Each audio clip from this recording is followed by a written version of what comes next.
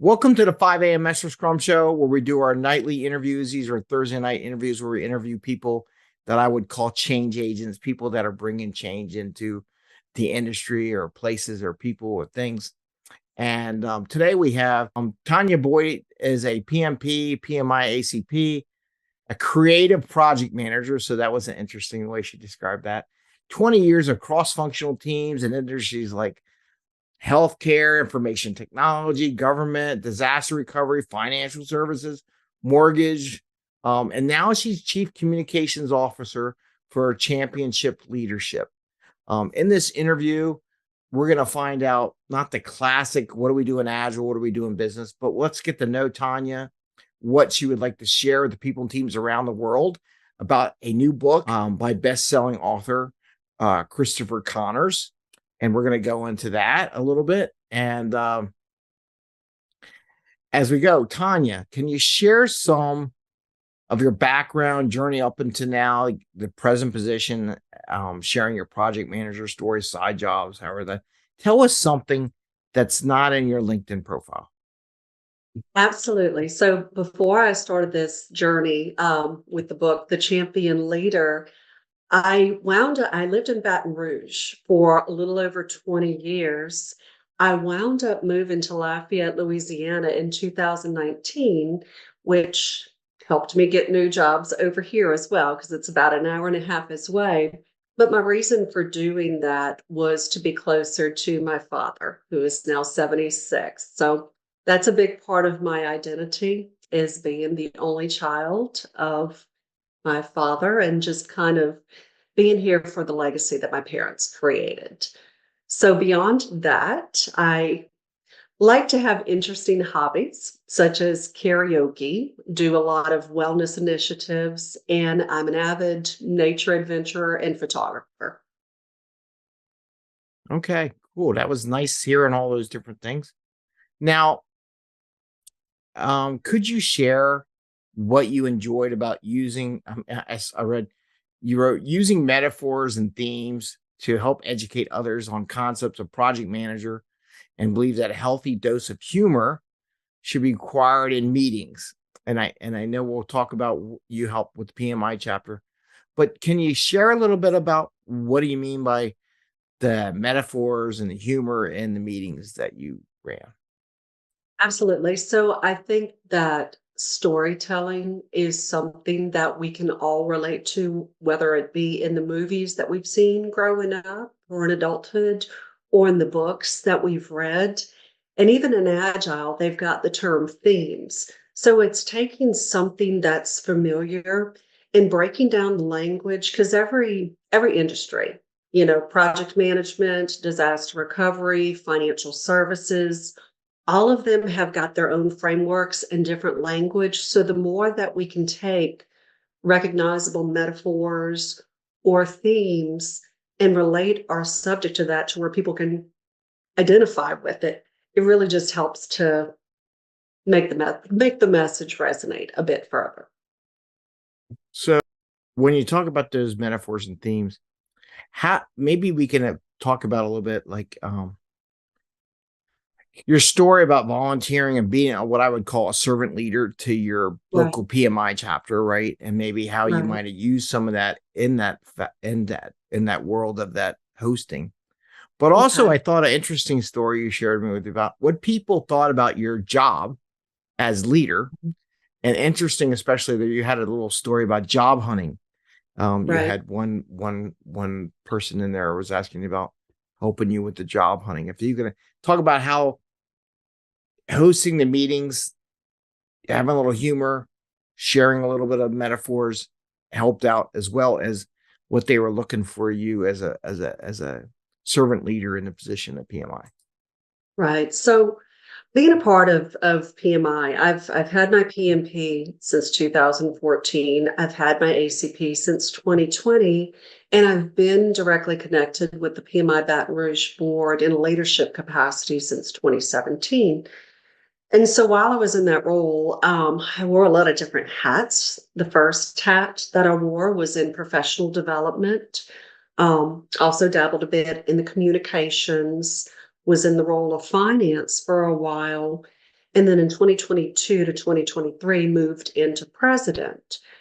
Because I managed the volunteer chapter during some of the COVID years, that required a lot of agility, transition, and change, just even acclimating the group to getting used to a virtual format rather than in person, getting people to connect again, getting them to even turn on their cameras, and connect in that fashion.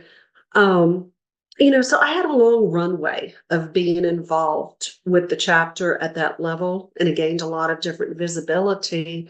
And because of that, when people would go through different transitions in their lives, whether they were in layoff or looking to change roles, or they were really wanting to upskill and give themselves more opportunities, they would wind up coming to me and many of the other board members to ask for advice on how they should do that, how they should prep for the PMP, and even different things like, did we know of any job openings, or simple things like perhaps their application at PMI was rejected to sit for the PMP, and we had to coach them and tell them, look, let's just take complicated engineering terms like decommissioning. Take some of these tasks and frame it in PMI's terminology to make that make sense to the people on the other end. Because project management it spans all industries. So So you had a big demand of you to help people find jobs, right? And maybe yes, as one of yes, your jobs on there, and maybe like, well, your job is to right. find me a job. Is that necessarily the Yes, that job of no. a PMI leader? No, it's not, and that, so most people were very grateful and very appreciative for any help that we would give them. But, there are times that personalities are different. And sometimes I think that entitlement has at times worked its way into society. So I have definitely experienced, you were a leader and you do this. And so, yes, I expect you to find me a job, and a well-paying job at that. And, I just had to step back and realize, okay, how do I reiterate to this person that I'm a volunteer leader, also working a full-time job and balancing my own life, but still be kind and give them the tools, techniques, and advice? It's kind of like teaching somebody to fish. You can teach them how to fish, but you're not going to go bait the hook for them every single time. You can do that a few times and help to empower and inspire them.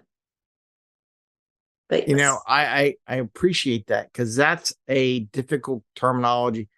In Agile, there's a big thing about being servant leaders.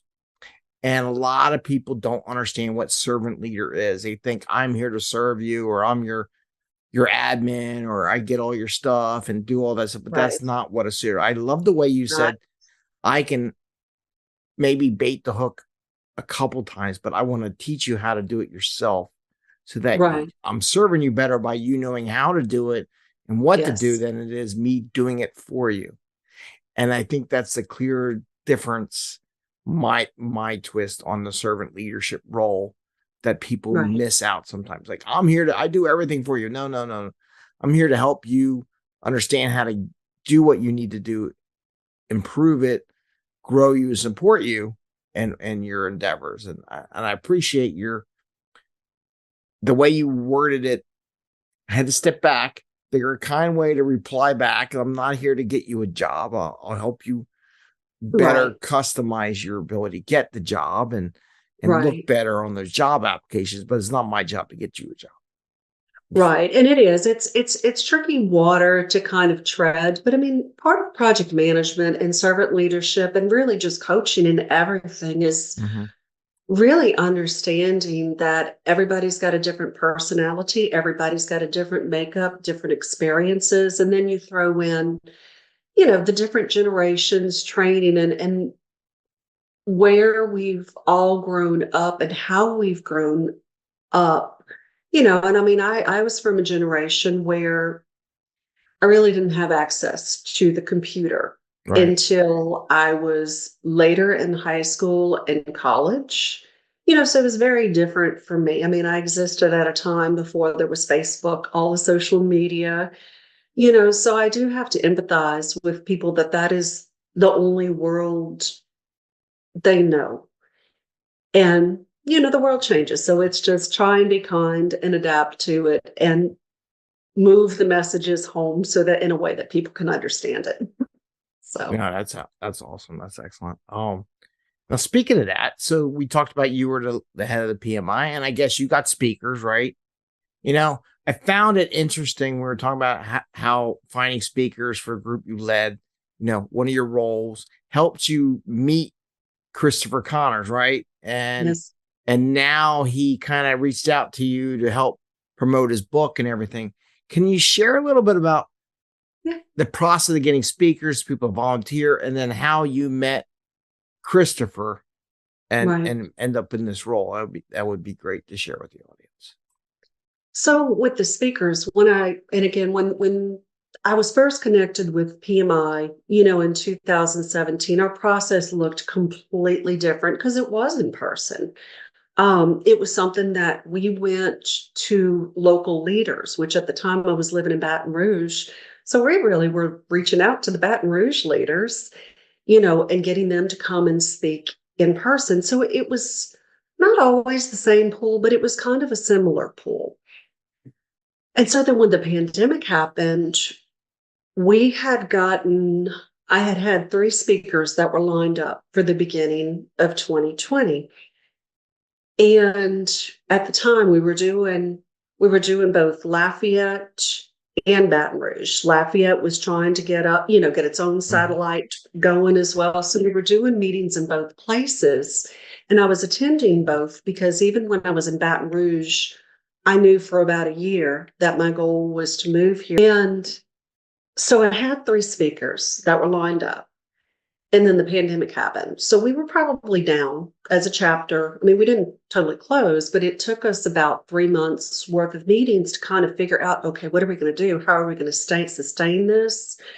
Some of the volunteers had to drop off of the board because job loss, priorities, other things that were happening. And so there was a very core group of us that said, okay, are we using WebEx? Are we using Teams? Are we using Zoom? And so we decided on Zoom as our platform. And then it was like, okay, well, what comes next is I reach back out to these people that agreed to speak in person. And I asked them, hey, would you be willing to do this virtually? And I'll help coach you because I'm going to have to moderate this. And this is like brand new territory for me too. And I have no idea what I'm doing because I had never done it before. So you literally really just have to sit in that super uncomfortable zone and ask, tell other people, hey, me too, I'm here with you. And sort of coach them through that process. And luckily, every single one that had been willing before in person were willing to adapt. So that helped us to get started. But the LinkedIn journey at that time was really starting to expand because when they had no other outlets and they were forced to sit in their home, I think we started appreciating the power of social networking. And I know for me, like I had the opportunity to go to the first PMI Global Conference in October of 2019. So I connected with a lot of people there and was friends with them from different countries. So I was literally reaching out and just having conversations with them, going, what's going on with you? What's happening in your country? How is this affecting y'all? And so it opened up the door for conversations. So most of 2020, when we got virtual speakers, a lot of it was still kind of localized.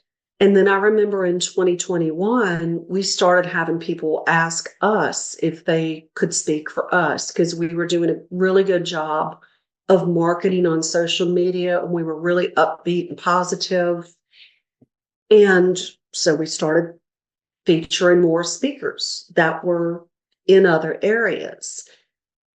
And where Chris comes into the picture, I had actually connected with Chris on LinkedIn in 2019. So it was before the pandemic. I knew of his work because I was following a group of authors that used to always write for the platform Medium. And I really liked what many of them were saying, and I enjoyed reading that. So I was following along.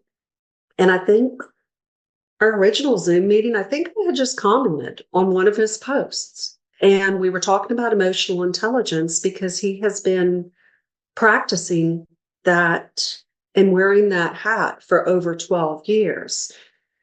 And so we had a Zoom. We got along great. We just remained connected. We both realized that we had the PMP. I remember he had my phone number. He called me one day even about how to submit for his PDUs to like keep his certification renewed. So those conversations just continued. As a chapter in 2021, we were hoping to have a professional development day, and it was originally envisioned that I was going to reach out to Chris, but that year the COVID numbers spiked a little bit more, so we didn't wind up having one. And it just came about that when we really had an opportunity to plan our big professional development day in August of 2023, I had Chris, there was 3 other speakers. One of them, Oliver Yarborough, is also known in the PMI community, local lady Keisha Buto, and a very interesting local man named Walt Handelsman. So we were able to bring them in person. And that was my first time actually meeting Chris. And so, like I said, we've watched each other's social and LinkedIn behavior for years. And when he wrote his 3rd book with Wiley, when he got near the end of that project, I had experienced a layoff from a tech company in November. So he reached out in January and he's like, hey, are you working? Would you be willing to do this? And so we talked about that, came up with a role, to help, and kind of been off to the races ever since. So, but it's a testament to LinkedIn. Like, even connecting with your network, you literally never know where that will lead. Yeah, you don't. It's funny how you said you intersected with with him as a connection throughout your career or whatever. I had the same experience. A couple people that you never know, people you worked with in the past, how you would meet again and split apart and meet again. I had one gentleman who was a military officer who I met through one avenue. And then the next thing I know, we're working for the same company. Yep. Which I had nothing to do with him there or me there, or whatever. But it was just interesting how we intersected, and people at that point didn't know, well, how do you know him? How do you have this relationship? And it's just going in and out of their career. So I always think it's important with these connections that you build, whether it be at a PMI or local groups, scrum.org or Scrum Alliance or Agile Alliance or any of these groups, local chapters of stuff. You never know when you cross paths again, or you might need each other and they may help you out. So I always find that interesting. That is 100% true. And it's wild. Chris knows this. I'm a super huge Kevin Bacon fan, and the 7 degrees or 6, is it 7 degrees? Something But like I told him, I said, what's interesting, I said, not only his movies, just watching his life on the farm now with the goats where he sings with the guitar. I'm like, that's adorable. I said, but it is life that you wind up intersecting again. Yeah. So well, that and career path. Like I even said on my show earlier was about ego. You have to get rid of your ego. Like, I know everyone, I know everything. Break off that ego and go out and meet people, because you never know when they can help you or you help them. And if you're like, well, he wrote a book, but he connected with you. So he got rid of that ego to have that connection to say, how can you two of you help each other out? So, it's really important on that. And I more kudos to him to not having that ego, not to talk to people and build that connections. And now you're working together, helping them out and to be successful, which is awesome. So let's dive in the book a little bit. Champion leader, harnessing the power of emotional intelligence to build high performing teams, which we all know, like we all want to build those high performing teams, right? Right. So how can this book be handy for coaches Scrum masters, project managers, anybody looking to up their game and their career. When you look at this book, how can that book help? I think it helps in a lot of different ways. And I think it's actually very applicable, not only for professional, but also for personal. And so even on this journey, like a lot of my role robot involves me doing direct outreach. And, I have been amazed, but not amazed about how many people are open to work right now. But that's a huge thing in our economy. I mean, since I moved to Lafayette, I've experienced 3 layoffs. So I I have walked in those shoes and I understand it. So even for people that are looking and not right now working with the team, I think it's important. Um, so I know perhaps that Daniel Goleman did not create emotional intelligence, but to me, that's Mhm. one of the most widely known books is the principles that he sets forth. Where Chris's book really excels is he takes those principles and he breaks them down further. The book is structured in a way, it's got 12 chapters in it.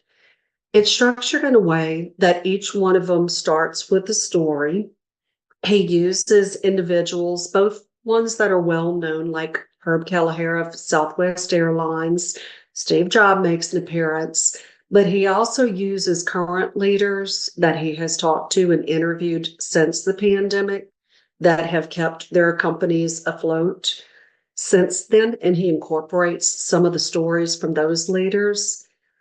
He also provides different resources like reflection questions are in all of the chapters, checklists of different things that they should be looking for that relates to different subjects like Mhm. practicing assertiveness, practicing candor, putting your ego aside is in there. The power of reinventing yourself, which I've had to do that multiple times throughout my career. The layoffs, just being able to transition in between different industries has been a powerful toolkit. And he also provides different exercises for team buildings that teams can practice. So he really, really, really drills down into the topic and he describes it in a way that is very relatable to people without a lot of the jargon, which I think is super, super Right. important. He does dip into a lot of the neuroscience as well, but this is definitely, while it uses psychology, it is more of a practical, actionable guide. Um, so that's great. So there is a chapter in there that I'm really interested in, and Okay. that is chapter 10. And in chapter Okay. 10, it's about looking for ways to build high performing teams for everyone looking for that edge, Is there Right. something in chapter 10, which is the title, The Voice of the Champion Leader, right? Okay. That may help with that activity. Absolutely. So this chapter actually is structured different than all the other chapters. Um, whereas I mentioned the reflection questions, checklist, all of that, this actually incorporates the literal voices of people who he has interviewed in his coaching business that have been still leading their teams since the pandemic. So share the cover of the There you book. go. In chapter 10, let's see. So some of it, and I'll just give the titles of the people that he includes. One of them is a chief research officer of New York University, who shares her voice. One is an assurance managing director of Ernst & Young. Another is the president and CEO of Harlem Educational Activities Fund. A senior vice president and market leader at a global financial services fund. A director of operations. And then the other areas that he goes into, he's a huge fan of sports and John Wooden. So he talks about wisdom from the Wizard of Westwood. Okay. And then just starts talking about, this is actually will appeal to you, the ego is a tightrope act. There you go. So even when you were Timing. talking through that, I was like, oh, it's true. So let's see. I'm just going to read. Ego can lead to overconfidence. Being overly confident often leads to mistakes. And I think that's true. I mean, I think when we see ourselves as being bigger than our britches, it can lead us to act in a way that often alienates other people. So I think that being humble and being kind and remembering that everybody is a human being, no matter what role, if somebody thinks, oh, this is just this role, they don't do anything, that's not true. And the same thing goes for the CEOs at the top. I mean, there's the phrase that says that it's the lonely at the top. Mm-hmm. And I have a lot of friends that are in those type of roles, and they have shared that with me, that a lot of people think that they have to talk to them so differently that they can't ever relax around them, and that it's not as fun to have conversations. So it's just, there's a lot of encouragement to treat people equal, be respectful, be humble, and be kind. Okay. I appreciate that. That's kind of curious. And I like the fact that so it sounds like they're getting voices of experts in the that are champions in their own right Yes. and how they Yes. handle that. So that's good. So what is your favorite part of the book, and how do you think it would help people in their careers? Yeah, I'm gonna be really transparent and say I haven't settled on a favorite just yet. I had read the early drafts, just on the computer. Mhm. I got one of the early copies that came in from Wiley, and so I've been going through the book a lot to create different content. I liked his chapter on prioritization, but there's so many different lessons in it that makes it a very different type of book than most of them that I have read that I really love. I mean, I love the titles about it that just grab you in, and then just a lot of the different questions. That's a hard one. Like, I read the question earlier and I was like, I don't know. Let me just be honest and say I don't have a favorite yet, because I'm almost in the process of rereading some of the messages and really thinking about how it applies to me. And yet at the same time, using some of it for my role and helping to represent him in content creation, and just picking out different things that I think would highlight things that can help other people. Um, I don't know if this was so on that note, I like what you said about it, the overall book has these chapters. Would you be able to read what chapters are in the book and share some of those chapters? Absolutely. And so that So, people can see how this may end up being a reference. Like I like going back and rereading books every once in a while because I see it based on where I am in my that yes, point in time. Different things will come to a light that I didn't pick up when I first read it. I totally agree with that. So there's 12 chapters. I'll just read the titles of them. The first one is Leadership Connection Perfection, which is about leading with emotional intelligence and bringing people together to achieve incredible results. Second one is You. Championship leadership starts with mastering self-awareness. Why? Discovering the purpose and motivating factors that drive high-performing teams. Your organization, how to use empathy and social skills to make everyone around you better. Prioritization, mastering the art of time management and strategy.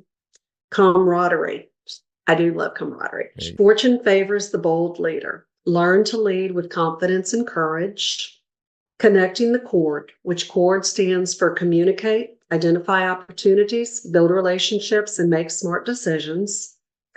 Number 9 is adaptability and responsibility, lead through change and take ownership, which is huge. 10 was the voice of the champion leader. The little things make a big difference. 11 is leadership, heart, and soul. Learn to lead with compassion and spirit. And number 12 is the drive for more. Guide your team to always move forward, which I do think that that last one is very important. It's one of those weird, I'm going to call it a weird thing in life. Because even when we hit the biggest milestone or climb the biggest mountain, you always have to descend the mountain and go back down to a regular altitude. And then you have to acclimate and figure what is happening next. I mean, and I see it even in retirement, because sometimes we think of accomplishments as we get here and that's it. That's not it. It's not it. And then you come down and then you figure out your next plans and rebaseline. I mean, I see this every day with my dad. Every day is different on what he is planning to do, and he's 76 years old. So while his accomplishments are different than mine, which may look like he still climbs up trees, which drives me nuts with the chainsaw. I have pictures to prove it. I've put it on LinkedIn. But, that's his goal. I'm going to cut down this tree and I'm going to get rid of all of these branches. And if I can do X, Y, and Z, I'm accomplished. So all throughout life, we always have to figure out what's next, what's going to drive us forward the next day. It doesn't matter how big or small it is to somebody else, is my opinion. No, that's good. And I appreciate all the different chapters looking at it. All those are handy for anybody who wants to be a leader, to elevate their career to the next level. I think it'd be all those subject areas, just learning from other people, getting rid of that ego and being willing to learn from others. Okay. So lastly, how can people get a copy of the book? Or maybe do a speaking event or whatever that Chris is doing to help market this book. So there's a ton of resources available. And share a picture of the book. Yes, share a picture of the book. All right. So The Champion Leader is available on Amazon, Barnes & Noble, Thrift Books, Goodreads, Walmart, Target, everywhere where you prefer to buy a book. The official release date is May 7th. I was a little surprised, and I've seen one other friend that got their copy earlier, but we both bought them on Amazon months ago. So some of those have been delivered. Right now, it's the paperback that's available. I think there's a certain price range, like Amazon. I've seen it at 20, and I saw it down to 19. So right now, it's the paperback. There will be an audio version. I don't have the definites on the timeline yet, but I have heard possibly June. So those things will be coming, but right now it's available through those retailers. Chris he's been doing keynote speaking for 12 years. He does executive coaching. He does speaking engagement. He is on LinkedIn at Christopher D. Connors, and that's Connors with 2 O's. He also has a YouTube channel, as well as a Facebook and an Instagram where he promotes.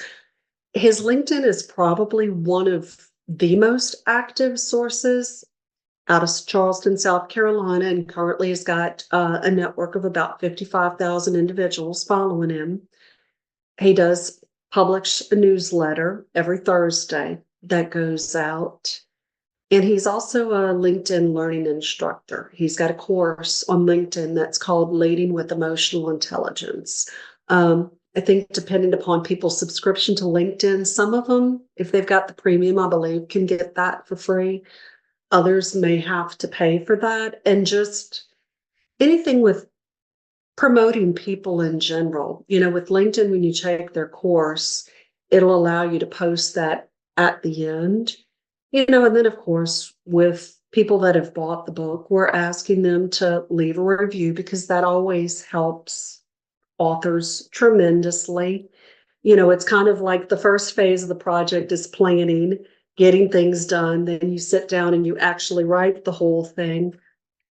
But as soon as you're done with that, there's a whole other project. It's called marketing. And how do you how do you elevate your brand and make yourself stand out in an extraordinarily competitive and saturated market? And the best way to do that is just to encourage people to share. If they get good advice, Yeah. share it, whether it's Chris, whether it's, I know that you're working on something, a book as well, too. So even people supporting you in the future and helping to share your message. That's the way that networking and karma works and helps. And when did you say the book's getting released officially again? What day? So May 7th, that's actually going to be next Tuesday. So Okay. we're about a week away from that. So And they'll all see the broadcast. It's about a couple of days before that. yeah, They can go on yeah, Amazon and yeah. share a cover of the book, copy the book up there again. Can you share the book again? Oh, sure. Sure.